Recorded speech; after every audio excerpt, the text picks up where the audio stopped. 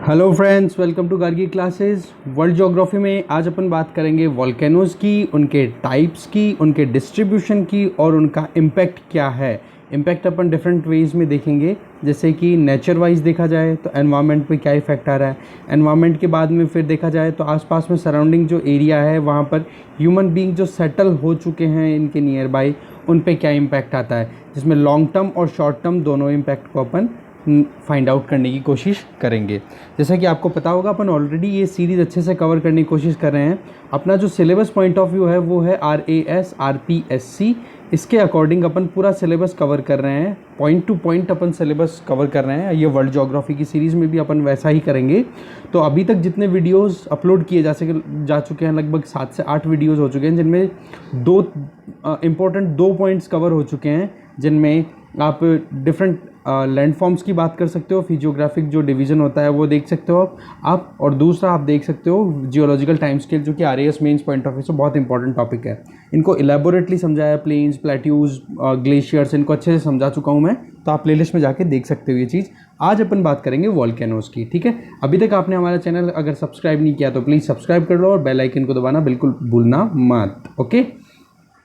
और आप हमें फेसबुक पे भी फॉलो कर सकते हो, इंस्टाग्राम पे फॉलो कर सकते हो, जिनका डिस्क्रिप्शन बॉक्स के अंदर लिंक गिवन है, ओके। सबसे पहले देखते हैं वॉल्केनोज होते क्या हैं। तो वॉल्केनोज बेसिकली आपने देखे होंगे कि ऐसे वेंट्स या ओपनिंग होती है अर्थ सरफेस के ऊपर, जिनका अगर स्ट्रक्चर या फिर शेप देखी जाए तो सर्कुलर होती है या फिर नियरली सर्कुलर होती है, और जिसके थ्रू गर्म लावा निकलता है, जिसके साथ में गैसेस निकलती हैं, वाटर वेपर निकलता है, लिक्विड फॉर्म में लावा लिक्विड फॉर्म में कैसे होती है, जो भी रॉक्स हैं, अगर रॉक्स का लिक्विड फॉर्म में कन्वर्जन हो जाता है इंटीरियर अर्थ के हाई टेम्परेचर की वजह से, तो वो क्या होता है, हाई प्रेशर की वजह से वो इरप्ट होते हैं और बाहर निकलते हैं, और साथ में कुछ टुकड़े रॉक्स के भी निकलते हैं। तो इस तरीके से जो ये वेंट्स होते हैं, जिनके थ्रू ये पूरा हॉट मटेरियल बाहर निकलता है, इनको बोलते हैं वॉल्केनो। तो सिंपल लैंग्वेज में मैं फिर से समझाने की कोशिश करूँगा कि अर्थ सरफेस पे ऐसे बने हुए हॉल्स या फिर वेंट्स,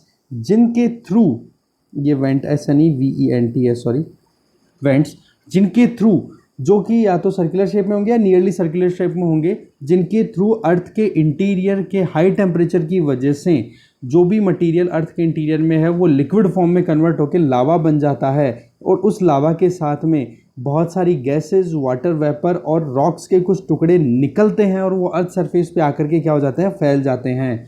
उन वेंट्स को या उन ओपनिंग्स को क्या बोल देते हैं, वॉल्केनो। ये डेफिनेशन आप अच्छे से नोट डाउन कर लो, स्क्रीनशॉट ले लो, बहुत इंपॉर्टेंट डेफिनेशन है, एज इट इज़ आपको लिखनी होती है जब अगर आप वॉल्केनोज के बारे में बात करो। तो एक तो टर्म होती है वॉल्केनो और एक टर्म होती है वॉल्केनिसिटी। दोनों में बहुत डिफरेंस है। ये सिनोनिम पॉइंट ऑफ व्यू से यूज होती है, एक दूसरे के सिनोनिम के तरीके से, बट इनमें डिफरेंस है। वॉल्केनो एक तरीके से क्या हो गया, ये अर्थ सरफेस पे जो आपको स्ट्रक्चर दिखाई देती है, आप उसको वॉल्केनो बोलते हो, जबकि वॉल्केनिसिटी क्या होती है, ये एक पूरा प्रोसेस है जिसमें रॉक्स अपने आप को किस में कन्वर्ट कर लेती है, हाई टेम्परेचर की वजह से लिक्विड मैग्मा में, और साथ में वो उस लिक्विड मैग्मा में कन्वर्ट होने के बाद में अर्थ क्रस्ट के थ्रू होती हुई अर्थ सरफेस पे आके स्प्रेड हो जाती है और सॉलिडिफाई हो जाती है, जिनका क्रिस्टलाइजेशन या सेमी क्रिस्टलाइजेशन होकर के वो रॉक फॉर्म में कन्वर्ट हो जाती हैं। तो ये सारा जो प्रोसेस है, इस प्रोसेस को बोलते हैं वॉल्केनिसिटी। और जबकि वॉल्केनो क्या था, वॉल्केनो एक अर्थ सरफेस के ऊपर कोई स्ट्रक्चर बनी हुई होती है, उसको वॉल्केनो बोलते हैं, जबकि वॉल्केनिसिटी इज़ द प्रोसेस कहाँ से, जहाँ से लेके लिक्विड फॉर्म में आपके जो मटेरियल है वो लिक्विड फॉर्म में कन्वर्ट होगा, फिर उसका इरप्शन होगा, इरप्शन के बाद में वो अर्थ सरफेस पे आके सेटल डाउन होंगे, और सेटल डाउन होने के बाद में उनका पर्टिकुलर क्रिस्टलाइजेशन या सेमी क्रिस्टलाइजेशन होने की वजह से वो रॉक्स के अंदर कन्वर्ट हो जाती हैं। तो ये जो सारा प्रोसेस आपने देखा, ये होती है क्या, वॉल्केनिसिटी। तो ये आपको डिफरेंस पता होना बहुत ज़रूरी है वॉल्केनो एंड वॉल्केनिसिटी में। अब देख लेते हैं कि वॉल्केनो बेसिकली आपने न्यूज़ में देखा होगा, बहुत सारे पिक्चर्स आज गूगल पे भी देखा होगा, यूट्यूब पे भी आपने देखा होगा। तो स्ट्रक्चर कैसे मिलती है अपने को, इस तरीके स्टैंडर्ड अपने को मिलती है। तो ये जो पाइप है, ये है वॉल्केनिक वेंट। क्या बोलते हैं इसको, वॉल्केनिक वेंट, जहाँ से यहाँ पे इंटीरियर में बना हुआ जो भी हॉट मोल्टन मैग्मा है वो राइज होकर के यहाँ से बाहर निकलता है। और जिस पर्टिकुलर पॉइंट पे अपन यहाँ पे नोटिस करते हैं जहाँ से ये आउटपोर हो रहा है लिक्विड फॉर्म में, लावा, गैसेस, जो भी मटेरियल, फ्रेगमेंटेड रॉक्स हैं, ये सारी इधर से बाहर निकलती हैं, तो उस पर्टिकुलर जगह को, इस जगह को, इस सर्कुलर शेप को बोलते हैं वॉल्केनिक क्रेटर। क्या बोलते हैं इसको? क्रेटर। और ये जो पाइप सी बन रही है इसको क्या बोलते हैं? Volcanic pipe. और ये जो स्ट्रक्चर बन जाती है धीरे धीरे, जैसे लावा आता है वो डिपॉजिट होता जाता है और ऊपर डिपोजिशन के साथ में लेयर बनती रहती हैं और ये एक तरीके की शेप ले लेता है, क्या? कॉन की। तो इसको क्या बोल देते हैं? Volcanic cone. कई बार क्या होता है, ये जो स्ट्रक्चर आपके सामने है इसके अलावा भी कई बार स्ट्रक्चर ऐसी मिल जाती है कि इधर जो लावा है वो इधर से अपना रास्ता बना लेता है। एक बार मैं ब्लैक इंक ले लूँ, आपको आराम से समझ में आएगा। जो लावा है वो इधर से अपना बाईपास एक रास्ता निकाल लेता है और ये इसको बोलते हैं पैरासाइट। Parasite volcano. ठीक है, मतलब अपना एक अलग से रास्ता निकाल करके और यहाँ पर फिर एक नया कॉन बनना शुरू होता है। और इसको अगर मैं पूरे प्रोसेस में बताऊँ तो आप बहुत अच्छे से समझ पाओगे। वो देखो इस तरीके से होता है, इधर से ये पैरासाइट हो गया तो यहाँ भी ये एक पाइप बन गई, पैरासाइट वॉल्केनिक पाइप। इसको क्या बोल देंगे? Parasite volcanic pipe. और इधर से यूँ निकल करके ये डिपॉजिट होना शुरू हो जाएगा और इस तरीके से डिपोजिशन की वजह से यहाँ पे एक अलग ही कॉन बन जाएगा और इसको बोल देंगे parasite volcanic cone. Parasite volcanic cone इसको बोल दिया जाएगा। तो इस तरीके की स्ट्रक्चर्स भी एडिशनली कई बार बन जाती है, बट बेसिक अगर कंपोनेंट्स की बात करेंगे अपन तो वॉल्केनिक की ये 4 चीज़ें होती है जिनके बारे में अपन ऑलरेडी डिस्कस कर चुके हैं। अब देखते हैं अपन क्लासिफिकेशन, मतलब टाइप्स ऑफ वॉल्केनोज, इनके बारे में अपन स्टडी करेंगे। बेसिकली 2 तरीके से अपन देखेंगे। एक तो होता है कि इरप्शन का क्या तरीका है और क्या इनकी इंटेंसिटी रहती है। एक तो होता है इरप्शन का तरीका और एक होती है इरप्शन का टाइमिंग। इरप्शन का तरीका एंड इरप्शन टाइमिंग, कि कितने टाइम तक वो इरप्ट कर रहा है। ठीक है, मतलब लावा बाहर निकल रहा है और किस तरीके से निकल रहा है। तो पहले अपन डिस्कस करेंगे किस तरीके से लावा बाहर निकल रहा है। तो volcanic eruption occurs mostly in 2 ways. तो लावा जो है वो 2 तरीके से बाहर निकलता है अर्थ के इंटीरियर से। एक तो वायलेंट तरीके से जिसको अपन बोल सकते हैं एक्सप्लोजिव, मतलब ब्लास्ट करके निकलता है, धमाका करके बाहर निकलता है। और वो निकलने का तरीका क्या होता है? नैरो पाइप के थ्रू। जो अपन ने अभी स्टैंडर्ड वो फिगर देखा उस तरीके का स्ट्रक्चर, ये देखो इसमें ये नैरो पाइप के थ्रू बाहर निकलता है और ये निकलते टाइम पे यहाँ क्या करता है? साउंड ब्लास्ट करता है या फिर एक्सप्लोजन होता है।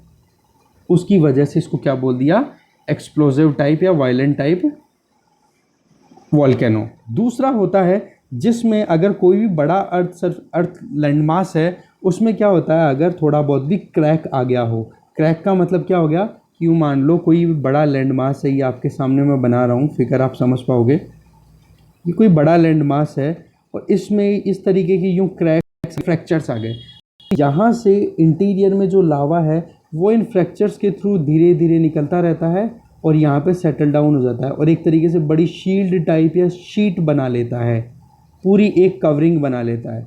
और ये क्या है? एकदम स्मूथली होता है। और होता किसके थ्रू है? फ्रैक्चर्स के थ्रू। तो इसको क्या बोल देते हैं? Fissure eruption. क्या बोल देते हैं? Fissure eruption. और ये एक तरीके से क्वाइट टाइप होता है। क्वाइट का मतलब बिल्कुल शांत। और ये ऊपर वाला क्या था? वायलेंट। ठीक है, अब इनको देखते हैं अपन डिटेल में। देखो सबसे पहले अपन पिक कर रहे हैं central eruption types of volcano. That means ये कौन सा हो गया? एक्सप्लोजिव। ये चीज़ आपको अच्छे से क्लिक हो गई होगी दिमाग में। ये हो गया एक्सप्लोजिव टाइप। इनमें क्या होता है? सेंट्रल पाइप होता है जो कि स्मॉल होती है, मतलब जिसकी विड्थ कम होती है, जिसकी ओपनिंग भी क्या हो गई? स्मॉल हो गई। अब अगर ओपनिंग स्मॉल है और नीचे से प्रेशर अगर ज़्यादा आ रहा है तो क्या होगा? वायलेंटली और एक्सप्लोजिवली वो गैसेस और जो डीप अर्थ इंटीरियर से जो भी एक्यूमुलेटेड मटेरियल आ रहा है वो धमाका करते हुए बाहर निकलेगा। इसका मैं तरीका आपको समझाऊं डायग्रामेटिकली। तो जैसा कि अपन ने डायग्राम देखा, इस तरीके की स्ट्रक्चर है। अब यहाँ पर तो इतना एरिया है, इतना मटेरियल है, इसको बाहर निकलना है, जिसमें गैसेस भी हैं, लावा भी है, वाटर वेपर भी है और रॉक फ्रेगमेंट्स भी हैं और भी बहुत सारी चीज़ें हैं। ये सारी यहाँ पर इकट्ठी हैं। अब मानो यहाँ पे अगर टेम्परेचर ज़्यादा है तो ये क्या हो गया, मेल्टिंग फॉर्म में आ गए। अब वाटर वेपर भी है, गैसेस भी है, तो ये क्या करेंगी, हाई प्रेशर भी क्रिएट करेगी। जब टेम्परेचर और प्रेशर दोनों ज़्यादा हो जाएंगे तो इनको बाहर निकलने के लिए भी जल्दी लगेगी। अब जल्दी अगर लगेगी तो यहाँ पर दबाव लगाएंगे, और जैसे ही यहाँ से निकलेगा तो यहाँ पर क्या होगा, साउंड क्रिएट होगा, एक्सप्लोजन होगा, धमाका होगा। ठीक है, इसको वायलेंट टाइप वॉल्केनिक इरप्शन बोल देते हैं। ठीक है, तो इस तरीके से ये सारा प्रोसेस होगा। ये जो इरप्शन होता है ये बहुत ही रैपिड होता है, क्योंकि नीचे प्रेशर बहुत ज़्यादा बन रहा है इसलिए रैपिड होता है, और वायलेंट होता है मतलब ज़्यादा एक्सप्लोजिव। मतलब एक तरीके से यूँ अपन कह सकते हैं कि आसपास के जो एरिया है उसमें लॉसेस भी बहुत ज़्यादा होता है। इस टाइप के इरप्शन का आसपास के एरिया में बहुत ज़्यादा इफेक्ट होता है। ठीक है, और निकलते क्या क्या है, वही लावा, वॉल्केनिक डस्ट निकलती है, ऐश निकलती है, राख निकलती है, फ्रेगमेंटल मटेरियल रॉक्स निकलता है। और इस तरीके से ये जो इतना दबाव या प्रेशर के साथ में निकलते हैं, तो ऐसा है कि इनके अगर स्ट्रक्चर आप देखोगे जब इजेक्शन हो रहा है कंटिन्यू, तो उस टाइम देख सकते हो कि आसमान में लगभग 1000 मीटर की हाइट तक भी ये ऊपर तक उड़ जाते हैं।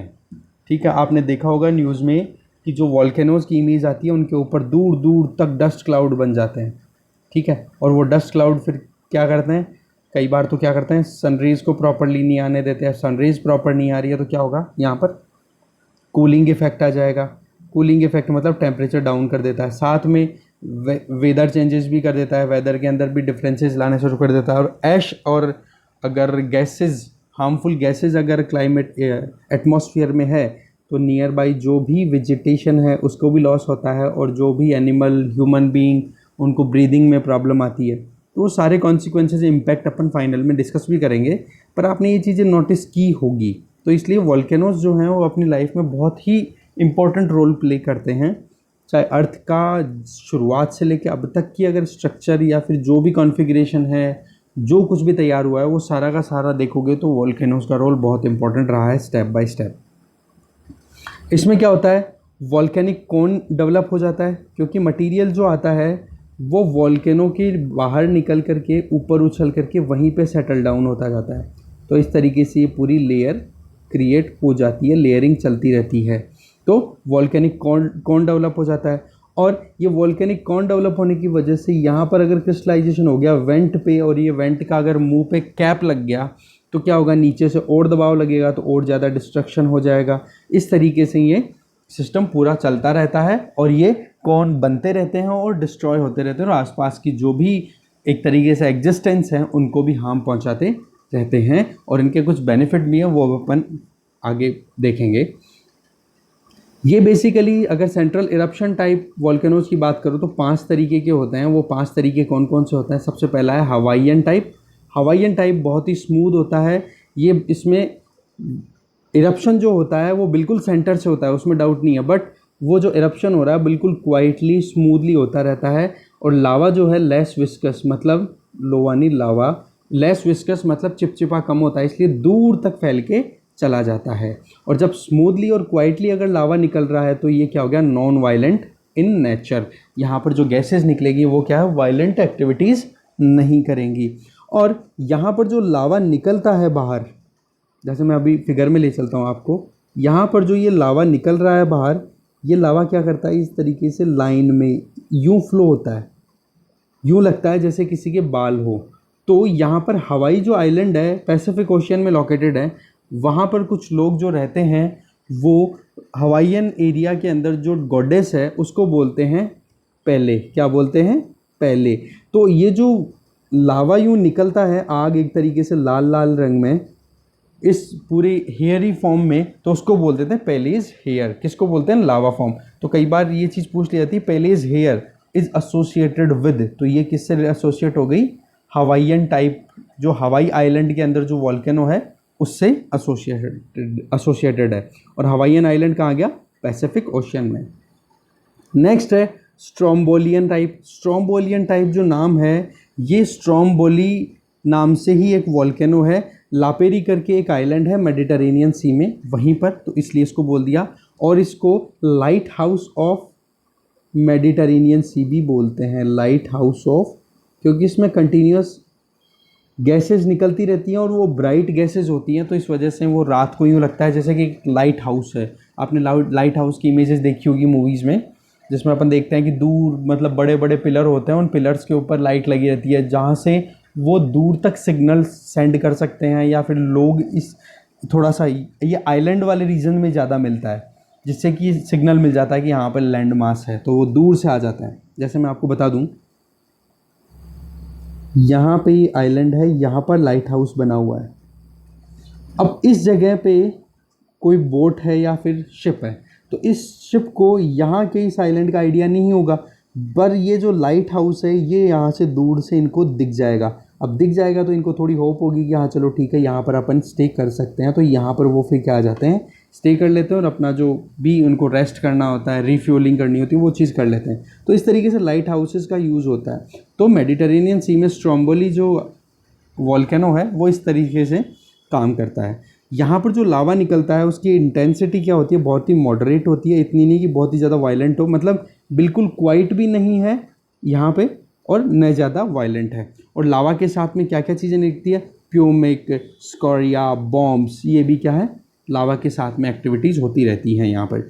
और ये जो स्ट्रोम्बोलियन टाइप जो वॉल्केनोज होते हैं ये कंटिन्यूस होते हैं और रिदमिक होते हैं, मतलब कंटिन्यूस ऐसा नहीं कि लगातार चलते रहते हैं, पर एक बार जब शुरू होते हैं तो कई दिनों तक ये कंटिन्यू रहते हैं, इसलिए इनको क्या बोलते रहे, रिदमिक और कंटिन्यूस वॉल्केनोज भी बोल देते हैं। इनका स्ट्रक्चर अगर आप देखोगे तो आप देखोगे यहाँ पे, ये देखो इस तरीके से गैसेस बाहर निकलती हैं, और ये गैसेस क्या होती है, बिल्कुल लाइट स्प्रेड कर देती है चारों तरफ से, इसलिए ये स्ट्रोम्बोलियन टाइप जो वॉल्केनोज होते हैं उनके अंदर एक लाइट का इफेक्ट डेफिनेटली होता है। और इसी वजह से स्ट्रोम्बोली जो लापेरी आइलैंड पे लोकेटेड है मेडिटेरेनियन सी में, इसलिए स्ट्रोम्बोली को क्या बोल देते हैं, लाइट हाउस ऑफ मेडिटेरेनियन सी।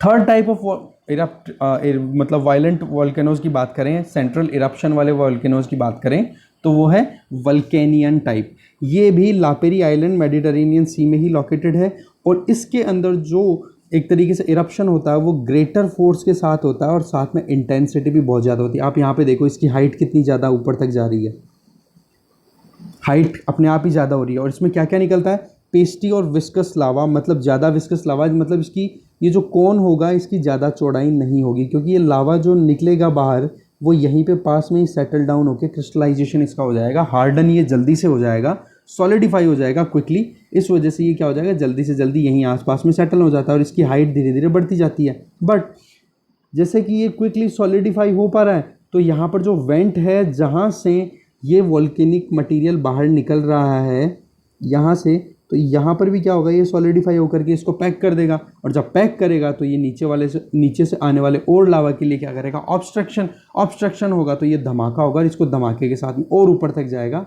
फिर आप देखो इतनी हाइट तक ये गैसेस का एक क्लाउड बन जाता है, और इस क्लाउड की अगर स्ट्रक्चर देखोगे तो ऐसे लगेगा जैसे गोभी, फूल गोभी जो होती है ना, कॉलीफ्लावर, वैसी शेप बन जाती है इसकी। और यहाँ पर जो गैसेस निकलती है वो बहुत ही ज़्यादा वायलेंट होती है, और इनके अंदर एशेस भी बहुत दूर तक हाइट तक पहुँच जाती है, तो ये क्लाउड बन जाता है यहाँ पे।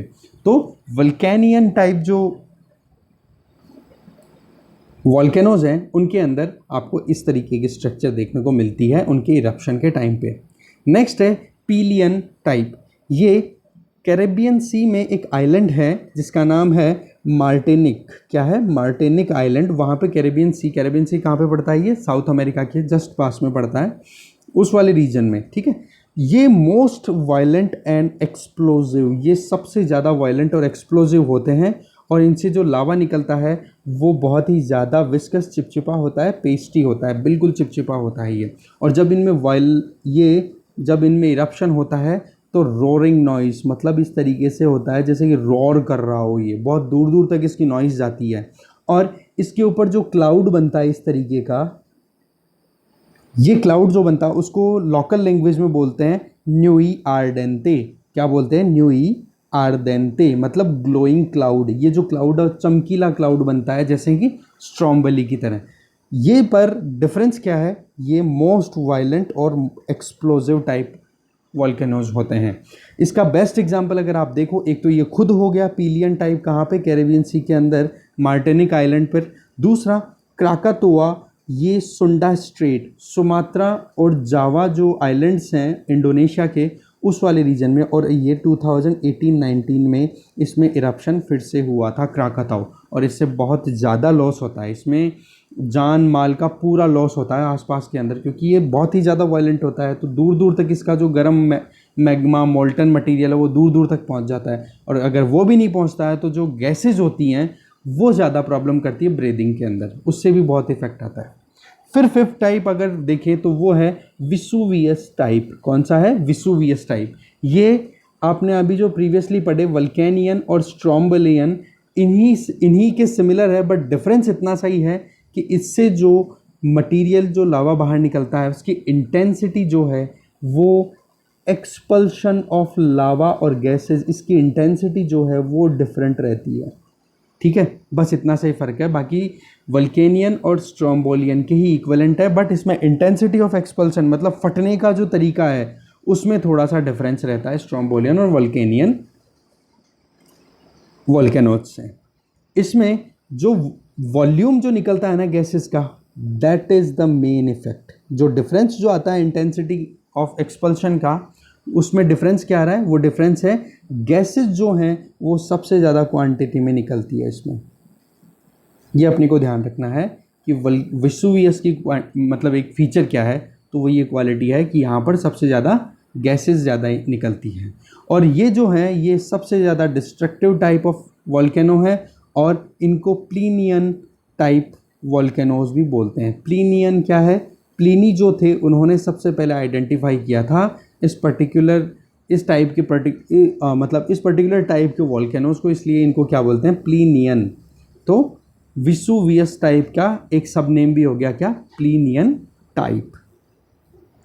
इस तरीके से 5 तरीके के अपन ने देखे सेंट्रल एक्सप्लोजिव वायलेंट इरप्शन वाले वॉल्केनोज के टाइप। अब अपन बात करेंगे फिशर इरप्शन। फिशर इरप्शन का मैंने आपको ऑलरेडी आइडिया दे दिया है कि कोई भी लैंड मास है उसमें कोई क्रैक है तो वहाँ से धीरे धीरे लावा बाहर निकल के क्या करता है? एक शीट बना लेता है, सेटल डाउन हो जाता है, और वो पूरे बड़े लैंड मास को कवर कर लेता है, जैसा कि आपके सामने स्क्रीन पे है। तो इसमें क्या होता है कि एक बड़ा सा फ्रैक्चर होता है, जैसे ये आपके सामने है, या फिर वो फॉल्ट भी हो सकता है, या फिशर कुछ भी हो सकता है। फिशर का मतलब होता है छोटी छोटी अर्थ में छोटे छोटे गैप्स, और जिनके थ्रू क्या होता है? लावा निकलता है और यहाँ पे सेटल डाउन हो जाता है अर्थ सरफेस पे, और उसके थ्रू मैग्मा जो है वो अपवेलिंग करता है। अपवेलिंग का मतलब नीचे से ऊपर की तरफ आना, और इसके बाद में वो स्प्रेड हो जाता है पूरे सरफेस के ऊपर। और ये जो स्प्रेड होने की स्पीड है वो किन किन चीज़ों पे डिपेंड करेगी, कितनी देर में ये पूरा स्प्रेड हो जाएगा, तो वो डिपेंड करता है कि किस टाइप का तो मैग्मा है। मैग्मा आपका बेसाल्टिक है या एसिडिक है। बेसाल्टिक है तो वो क्या होता है? ज़्यादा दूर तक चला जाता है, जबकि आपका बेसाल्टिक ग्रेनाइटिक अगर हो जाता है तो वो क्या हो जाता है? ज़्यादा एसिडिक हो गया तो वहीं पे चिपक जाएगा। कहने का मतलब कि ज़्यादा फ्लूइड है या मतलब ज़्यादा विस्कस है या फिर कम विस्कस है तो दूर तक फैल जाएगा, और ज़्यादा विस्कस है तो वो थोड़ी दूर में जाके ही चिपक जाएगा। एक तो ये वजह होगी। दूसरा, कितने वॉल्यूम में, कितनी मात्रा में, कितनी क्वांटिटी में वो मैग्मा निकल रहा है। ज़्यादा निकलेगा ज़्यादा दूर तक जाएगा। ऐसे ही स्लोप ऑफ द ग्राउंड का स्लोप, यहाँ पे इरप्शन हो रहा है तो इसमें ज़्यादा दूर जाने के चांसेस नहीं है, पर ऐसा कोई ग्राउंड सरफेस है यहाँ से जाएगा तो ये दूर तक ज़्यादा जा पाएगा। तो स्लोप ऑफ ग्राउंड पे भी डिपेंड करता है। ऐसे ही किस टाइप की सरफेस है, स्मूथ सरफेस है, रग्ड सरफेस है, कैसी है, वो भी डिपेंड करता है। और साथ में टेम्परेचर कितना मेंटेन रह पा रहा है। अगर टेम्परेचर ज़्यादा रह पा रहा है तो उस केस में क्या हो जाएगा? ज़्यादा दूरी तक, ज़्यादा डिस्टेंस तक वो क्या करेगा? लिक्विड फॉर्म में रहेगा, ज़्यादा डिस्टेंस कवर कर पाएगा। और इसका बेस्ट एग्जाम्पल क्या है? लाकी फिशर इरप्शन हुआ था 1783 में आइसलैंड में। ये कहाँ पे पड़ता है आइसलैंड? ये नॉर्दर्न अटलांटिक ओशियन में। कहाँ पे? नॉर्दर्न अटलांटिक ओशियन में लोकेटेड है, जो कि आप अपन जब नेक्स्ट वीडियो में डिस्कस करूँगा। अभी क्या है, ये वीडियो थोड़ा लेंदी हो रहा है मुझे लग रहा है, तो इसलिए क्या करेंगे अपन, अभी फ़िलहाल डिस्कशन को यहीं पे रोकेंगे एक बार। तो फिर नेक्स्ट वीडियो जो अपन डिस्कस करेंगे उसमें जो बचे हुए अलग जो नेक्स्ट क्लासिफिकेशन होगा और इम्पैक्ट होगा वो देख पाएंगे, क्योंकि नहीं तो ये 1-1.5 घंटे का हो जाएगा तो इतना लेंदी फिर आप देख नहीं पाओगे, और हेक्टिक भी हो जाता है। ठीक है, तो इस तरीके से ये जो आइसलैंड है, यहाँ पर ये जो लाकी फिशर इरप्शन हुआ था, ये बेसिकली क्या है? जो मिड अटलांटिक ओशन रिज है, जिसमें इधर नॉर्थ अमेरिका, इधर साउथ अमेरिका, इधर यूरोप, इधर अफ्रीका। तो ये तो क्या है, दोनों के दोनों अमेरिका तो किधर जा रहे हैं, वेस्टवर्ड, दूर जा रहे हैं। इधर ये यूरोप वाला पोर्शन और अफ्रीका वाला पोर्शन कहाँ जा रहा है, ईस्ट वाला। तो यहाँ पर क्या हो रहा है, गैप हो रहा है। तो नीचे से क्या होगा, कुछ ना कुछ मटीरियल आके इस जगह को फुलफिल करता है। तो ये हो जाता है डाइवर्जेंट प्लेन्स, मतलब एक दूसरे से दूर जाने वाली। तो ऐसा होने की वजह से, और ये जो आइसलैंड है वो इसी पे लोकेटेड है, बहुत ऊपर, ठीक है, नॉर्दर्न एरिया में। वहाँ पर फिर ये इसी मिड अटलांटिक ओशन पे लोकेटेड होने की वजह से यहाँ पे इरप्शन कंटिन्यू चलता रहता है, लावा बाहर निकला। और वो सबसे ज़्यादा कब देखा गया था, 1783 में। ये बेस्ट एग्जांपल है किसका, फिशर इरप्शन का। तो आज का अपना वॉल्केनोज़ की टाइप्स की बात करें, वॉल्केनो की डेफिनेशन की बात करें, तो आज का अपना लेक्चर यहीं पे ख़त्म होता है। सेकंड पार्ट इसका मैं कल अपलोड करूँगा, जिससे अपना वॉल्केनोज़ का जो राजस्थान आरपीएससी के पॉइंट ऑफ व्यू से अपन पढ़ रहे हैं, आरएएस के पॉइंट ऑफ व्यू से जो पढ़ रहे हैं, वो पूरा टॉपिक कवर हो जाएगा। क्योंकि उसमें 3 ही चीज़ें बोली हैं, क्या, एक तो वॉल्केनोज़, अर्थक्वेक, दोनों चीज़ें हैं। फिर उसमें बोला है types, distribution and its impact. तो टाइप्स में एक सिंगल तरीके का टाइप अपन ने देखा, डेफिनेशन देखा। अब एक तरीके का क्लासिफिकेशन और फिर वर्ल्ड डिस्ट्रीब्यूशन, फिर इम्पैक्ट। ये थोड़ा सा आपने 20 से 25 मिनट में नेक्स्ट वीडियो में कवर मैं कर लूँगा। So thank you very much for watching this video.